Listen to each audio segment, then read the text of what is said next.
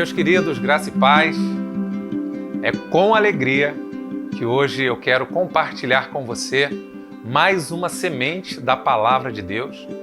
Eu quero hoje entrar no terceiro capítulo da carta de Paulo aos Filipenses. Nós já fizemos um passeio por 60 versículos.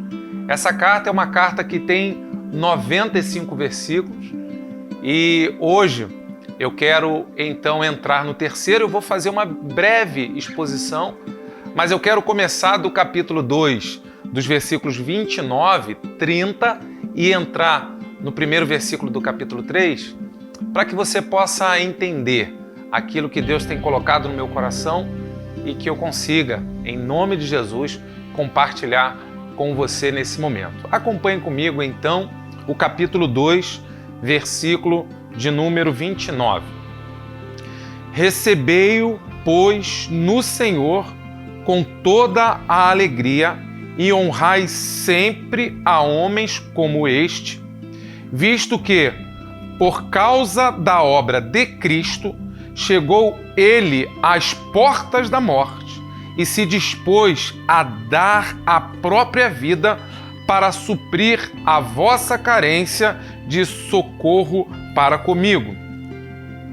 Quanto ao mais, irmãos meus, alegrai-vos no Senhor. A mim não me desgosta e é segurança para vós outros que eu escreva as mesmas coisas.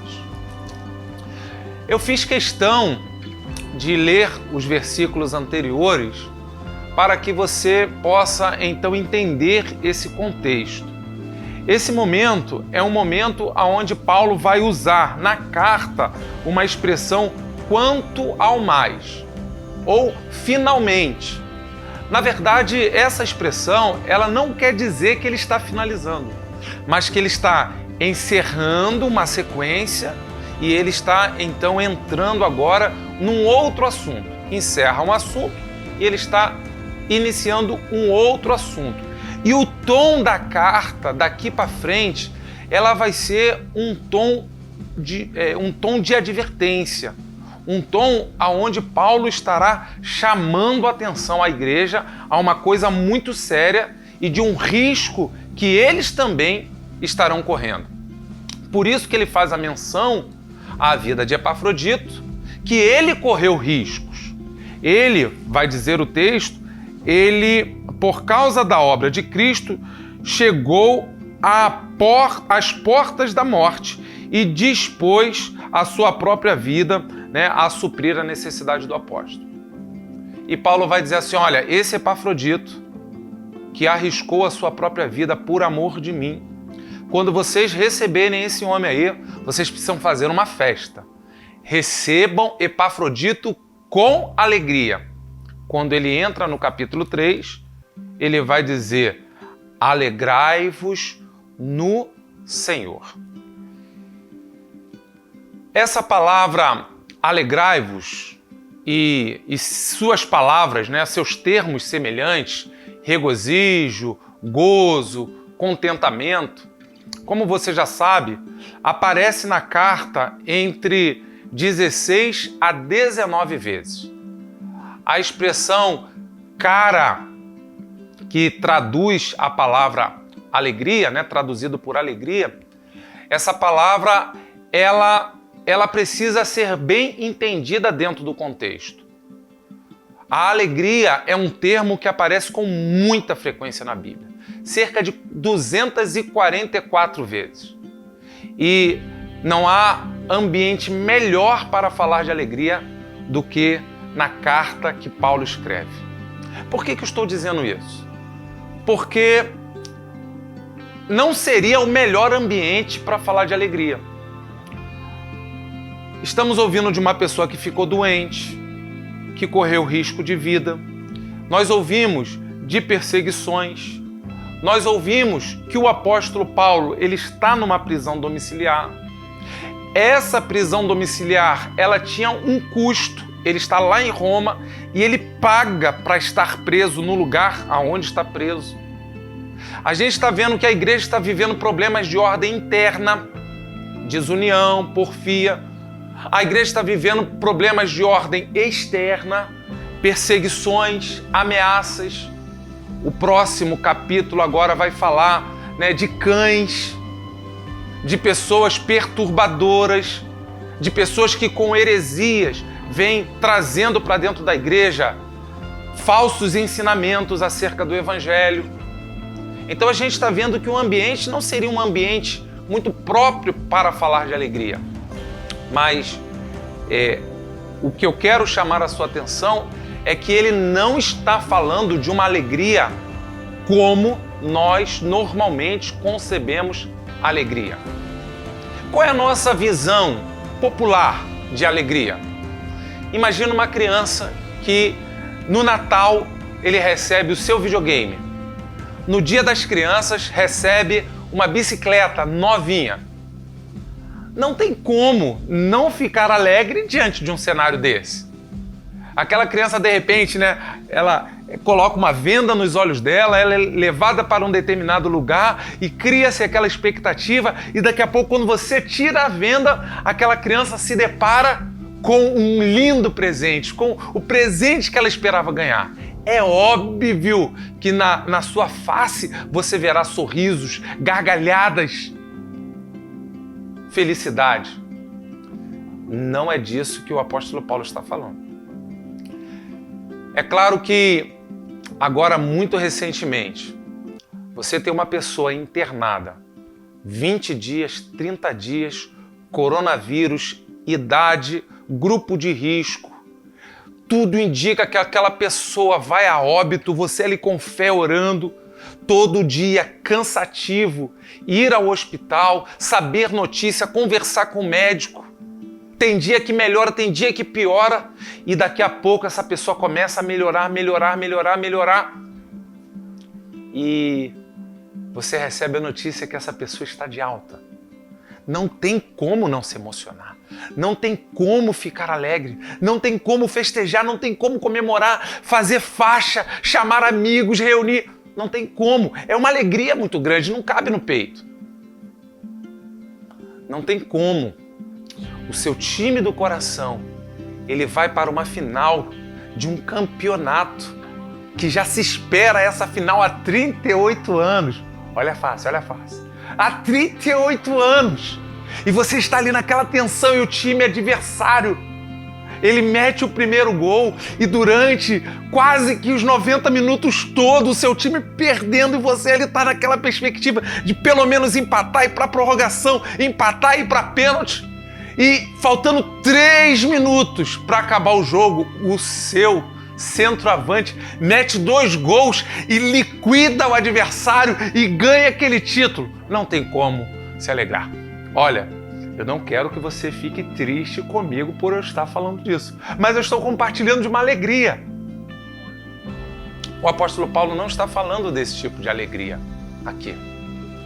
Por quê? Porque essa alegria que eu acabei de narrar, e são coisas boas, são coisas agradáveis. Essa alegria, ela é uma alegria produzida por coisas, produzida por situações. O que o apóstolo Paulo está falando é, preste atenção, alegrai-vos no Senhor. Essa alegria é uma alegria centrada em Cristo.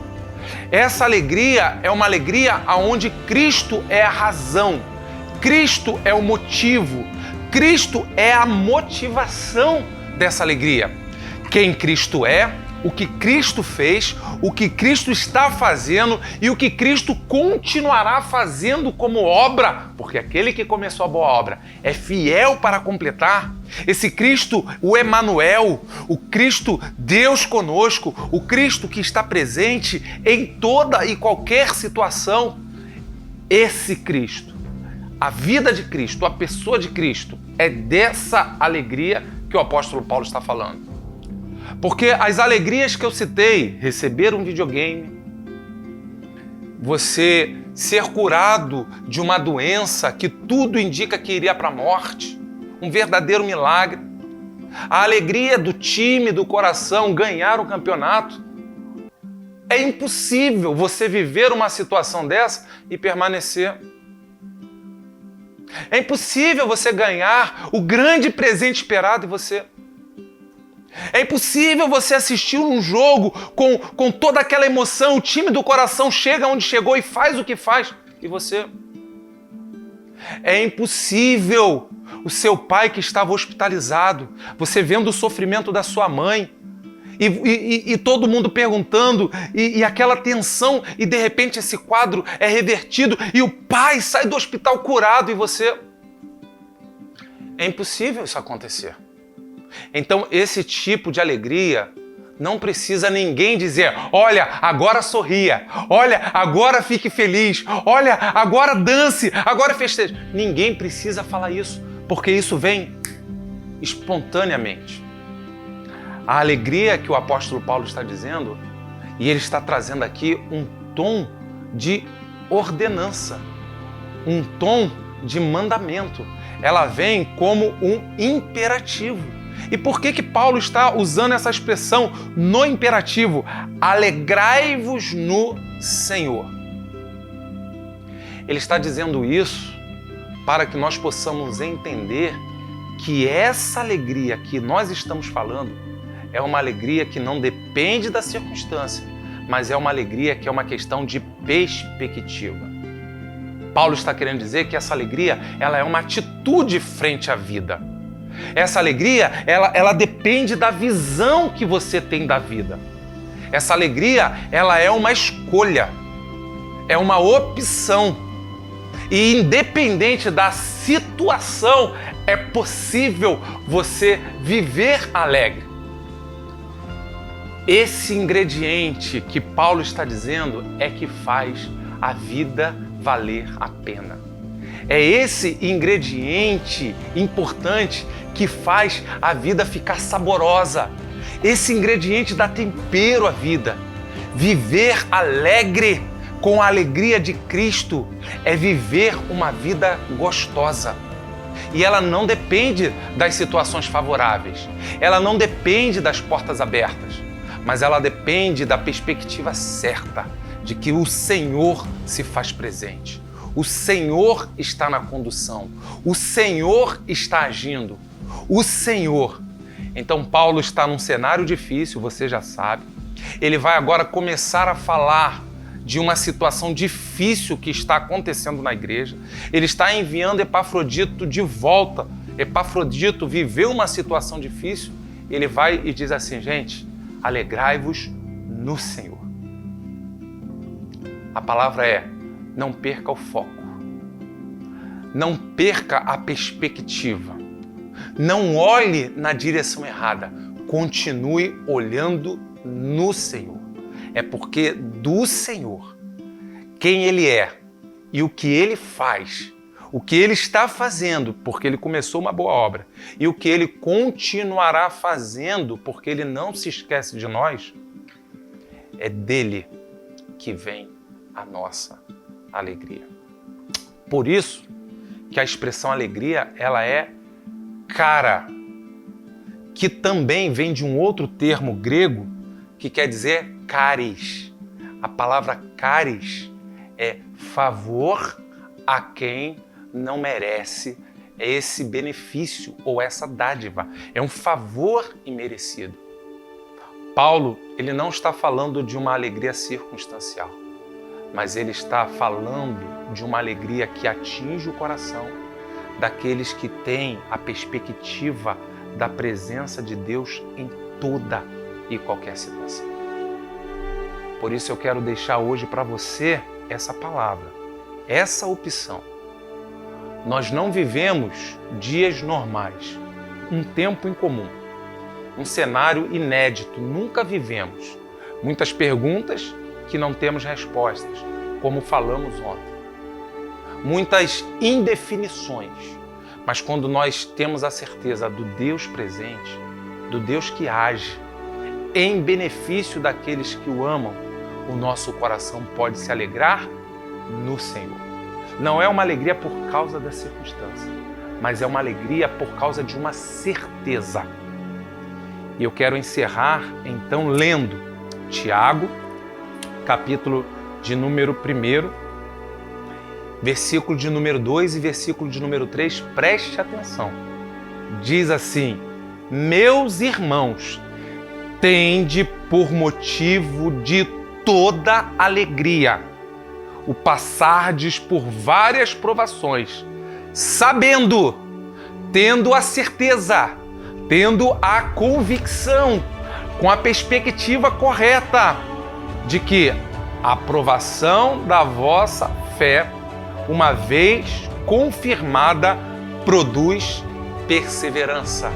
Ou seja, esse momento que você está passando, ainda que você não entenda, creia, ele produzirá algo. Será um momento produtivo. Por isso, tenha a perspectiva certa, porque o resultado fará grande diferença na nossa história. Eu encerro com uma frase que diz: a tristeza termina quando a alegria começa.